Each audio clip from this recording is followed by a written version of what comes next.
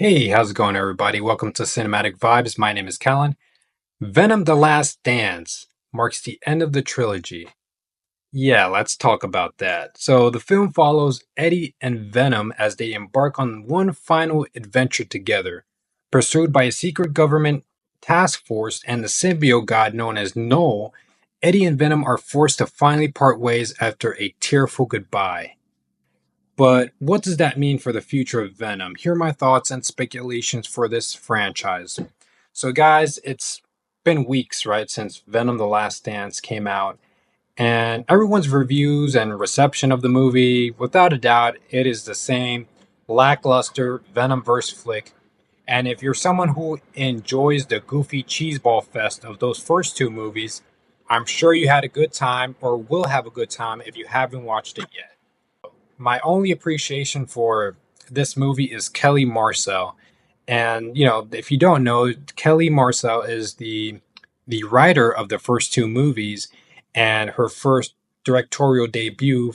His first time is creating something, let alone a movie. I'm sure that's a very difficult task, and I don't know. It's just I know it's maybe a little bit cheesy to mention, and yeah, I guess I would say like even some humor that did some of the jokes did land, but that's really about it. I don't really have a lot of good things to say about this movie. To the next thing, I'm someone who I've always enjoyed the idea of seeing Venom on the big screen, especially that duality between Spider-Man and the Lethal Protector. And all this stems from my childhood memories of the animated TV show and the video games where we've seen some team ups and some face offs with Spider Man. And that's something I really wanted to mention in this video. I've had conversations with friends in the past and how a Venom movie wouldn't work unless he is the formidable foe of Spider Man. That wasn't until the announcement back in 2016. So I don't think nobody would have ever imagined a buddy cop comedy between Venom and Eddie.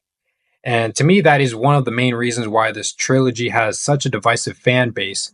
And it's all due to how Eddie's character is written alongside with Venom, where we get a relationship with these two as if they were a married couple on the brink of a divorce. And with me, I've never enjoyed this concept. I remember, when it was finally when it was announced that there was going to be a solo Venom movie, I was actually pretty excited. I'm not gonna lie.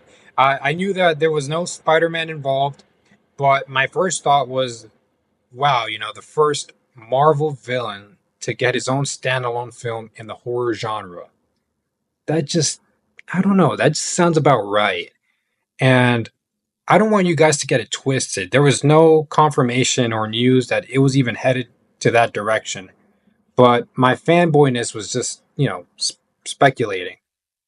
And I don't know if, you guys remember there was a fan made trailer on YouTube. Just put Venom fan made trailer, and the thumbnail will be like these in all blood like letters. And you can't miss it. Honestly, I really suggest you guys to watch it.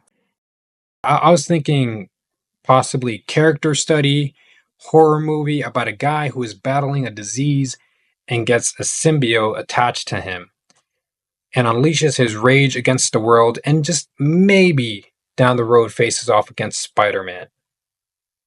That idea to me just made me kind of just optimistic about, like, with Marvel movies, because, this was 2016 and Marvel was ahead of the game. This was when we got Age of Ultron, plus of a lot of these other Marvel movies, and we didn't really get much from Sony. So I think at the time I was just like very optimistic about it. But instead, we got the complete opposite.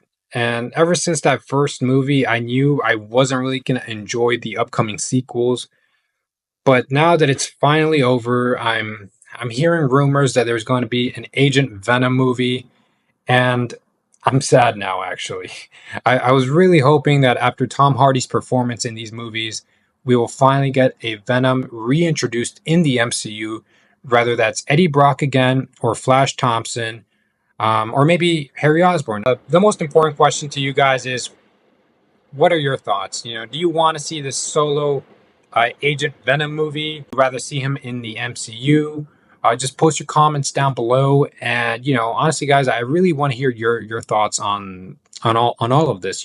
Post your comments down below, guys, and I'll see you in the next video.